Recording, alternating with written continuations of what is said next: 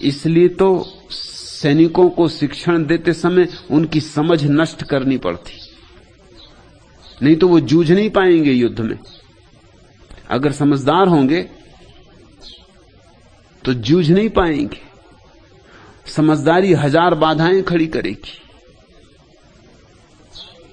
इसलिए सारे सैन्य शिक्षण में एक ही खास मुद्दा ध्यान में रखा जाता है कि तुम्हारी समझ को खत्म किया जाए। बाएं घूम दाएं घूम, बाएं घूम दाएं घूम, सुबह से शाम तक चलता रहता। न बाएं घूमने में कोई मतलब है, न दाएं घूमने में कोई मतलब। तुम ये नहीं पूछ सकते कि इसका मतलब क्या, बाएं घूमने से क्या होगा। एक दार्शनिक भर्ती हुआ सेना में। महायुद्ध में सभी लोग भर्ती हो रहे थे, वो भी भर्ती हो गया। देश को जरूरत थी सैनिकों की। और जब उसके कप्तान ने कहा बाएं घूम, तो सारे लोग तो बाएं घूम गए, वो अपनी जगह खड़ा रहा। उसके कप्तान ने पूछा कि आप घूमते क्यों नहीं। उसने कहा पहले ये पक्का हो जाना चाहिए कि घूमना किस लिए, बाएं घूमने से क्या मिलेगा। इतने लोग बाएं घूम गए, इनको क्या मिला। और फिर ये आखिर दाएं घूमेंगे बाएं घूमेंगे और यहीं आ जाएंगे इसी अवस्था में जिसमें मैं खड़ा ही हूं। घूम घाम से मतलब क्या है। मैं बिना सोच विचार के एक कदम नहीं उठा सकता। दार्शनिक का शिक्षण यही कि बिना सोच विचार के कदम न उठाए। प्रसिद्ध दार्शनिक था, कोई और होता तो कप्तान ने 10-5 गालियां सुनाई होती, क्योंकि भाषा कप्तानों की और पुलिस वालों की भाषा में गालियां तो बिल्कुल जरूरी होती। 2-4 सजाएं दी होती, लेकिन दार्शनिक प्रसिद्ध था, सोचा कि और बेचारा ऐसे तो ठीक ही कह रहा है। कप्तान को भी बात पहली दफे समझ में आई कि बाएं घूम दाएं घूम, इसका मतलब क्या है, प्रयोजन क्या है। इसका प्रयोजन है अगर कोई आदमी 3-4 घंटे रोज बाएं घूम दाएं घूम, दौड़ो रुको भागो जाओ आओ ऐसा करता रहे, हर आज्ञा का पालन, तो उसकी बुद्धि धीरे धीरे क्षीण हो जाएगी, वो यंत्रवत हो जाएगा। फिर एक दिन उससे कहो कि मारो तो वो मारेगा उसी आसानी से जैसे दाएं घूमता था बाएं घूमता था। फिर ये भी नहीं सोचेगा कि जिस आदमी की छाती में मैं गोली चला रहा हूं या छुरा भौंक रहा हूं, इसकी मां होगी बूढ़ी, घर राह देखती होगी, इसके बच्चे होंगे, इसकी पत्नी होगी, और इसने मेरा कुछ भी तो नहीं बिगाड़ा है। इससे मेरी कोई पहचान ही नहीं, बिगाड़ने का सवाल ही नहीं। इसे मैंने कभी जाना भी नहीं, अपरिचित अनजान। जैसे मैं युद्ध में भर्ती हो गया हूं 4 रोटी के लिए, ऐसे ये भी युद्ध में भर्ती हो गया। क्यों इसे मारूं। ये दार्शनिक जो बाएं नहीं घूम रहा है, ये गोली भी नहीं चलाएगा। जब आज्ञा होगी कि चलाओ गोली, तो पूछेगा क्यों, गोली चलाने से क्या सार, और इस बेचारे ने बिगाड़ा क्या है। इससे मेरा कोई झगड़ा भी नहीं, इससे मेरी पहचान ही नहीं, झगड़े का सवाल ही नहीं उठता। सोच के कप्तान ने कि आदमी तो अच्छा है, भला है, अब भर्ती हो गया, अब इसको निकालना भी ठीक नहीं, कोई और काम दे देना चाहिए। तो चौके में काम दे दिया, छोटा काम जो कर सके। मटर के दाने बड़े एक तरफ कर, छोटे एक तरफ कर। घंटे भर बाद जब कप्तान आया तो दार्शनिक वैसा ही बैठा हुआ था। तुमने अगर रोदिन की चित्र देखा हो, मूर्ति, रोदिन की प्रसिद्ध मूर्ति है विचारक, ऐसा ठुड्डी से हाथ लगाए हुए एक विचारक बैठा हुआ, उसी ठीक मुद्रा में दार्शनिक बैठा हुआ था। दाने जैसे थे मटर के वैसे रखे थे, एक दाना भी यहां से वहां नहीं हटाया गया था। कप्तान ने पूछा कि महाराज इतना तो कम से कम करो। उसने कहा कि पहले सब बात साफ हो जानी चाहिए। तुमने कहा बड़े एक तरफ करो, छोटे एक तरफ करो, मझोल कहां जाएं। और मैं कदम नहीं उठाता जब तक कि सब साफ ना हो, स्पष्ट ना हो। इतना समझदारी होगी तो तुम अनंत सागर में अपनी नाव न छोड़ सकोगे। इसलिए सैनिकों की बुद्धि नष्ट कर देनी होती, फिर वो यंत्रवत जूझ जाते, कट जाते हैं, काट देते।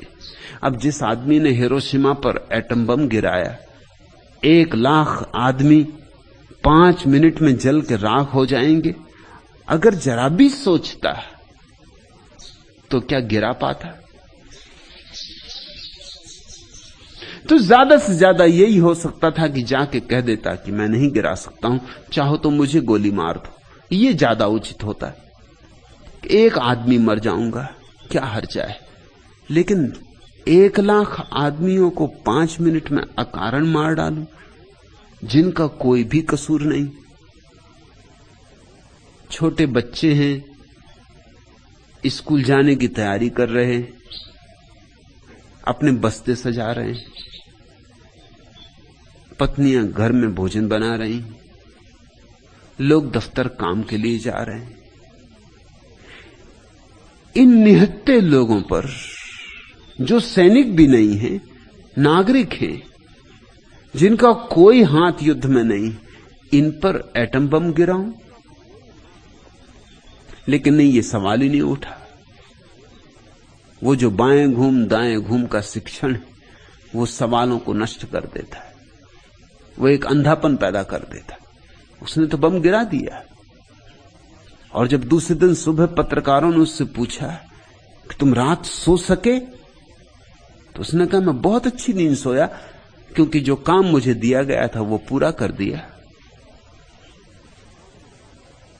फिर अच्छी नींद के सिवाय और क्या था? अपनी जो मेरा कर्तव्य था वो पूरा कराया। बहुत गहरी नींद सोया।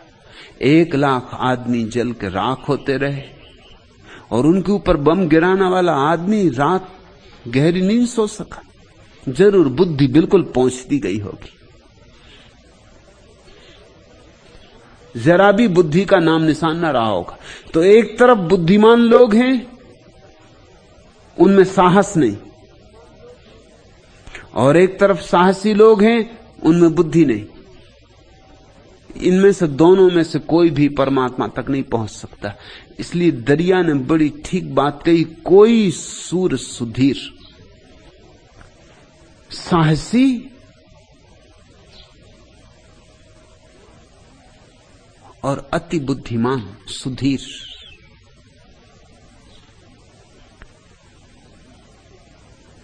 सुधि जिसके भीतर हो, धी जिसके भीतर हो, प्रज्ञा जिसके भीतर हो, कोई प्रज्ञावान साहसी, ऐसा अमृत संयोग जब मिलता है, ऐसा जब सोने में सुगंध होती, तब परमात्मा को पाया जाता है। दरिया बान गुरुदेव का कोई झेले सूर सुधीर। यहां मेरे पास दोनों तरह के लोग आ जाते। कोई हैं जो बहुत पंडित हैं, बहुत सोच विचार में, वे भी बाण को नहीं झेल पाते। उनके बीच इतने शास्त्र हैं कि बाण शास्त्रों में ही छिद जाता, उनके हृदय तक नहीं पहुंच पाता।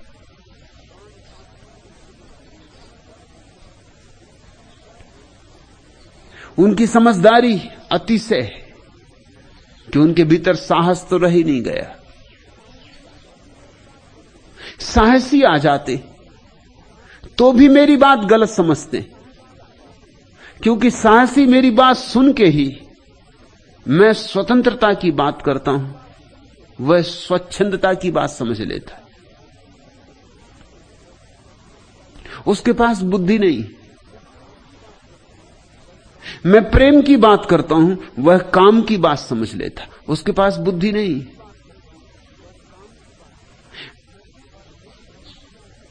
मैं कुछ कहता हूं, वह कुछ का कुछ कर लेता।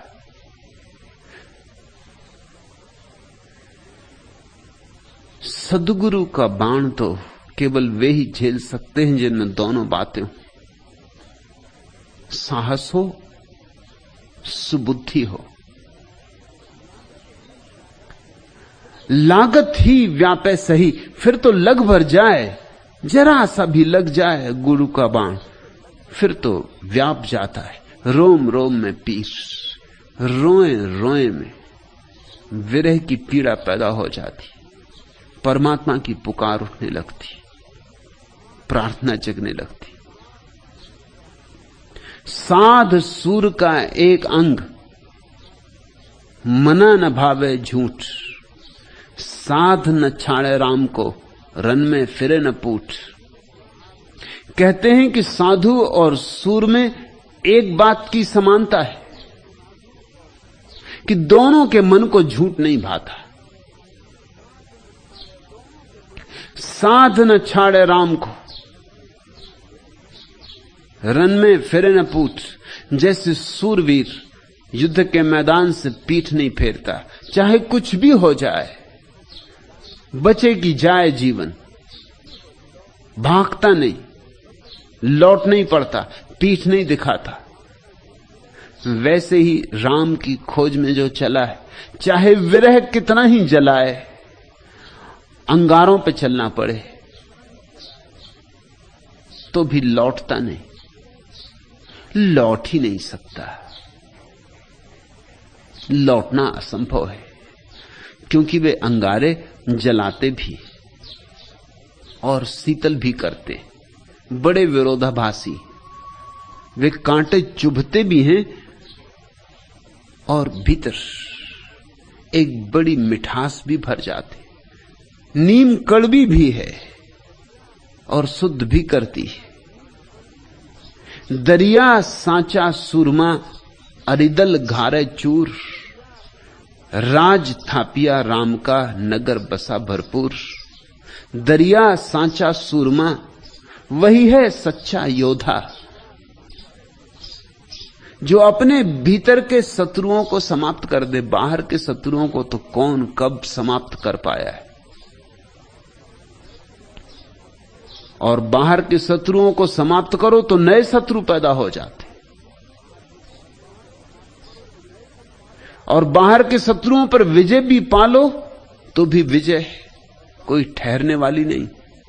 जो आज जीता है कल हार जाएगा, जो आज हारा है कल जीत जाएगा।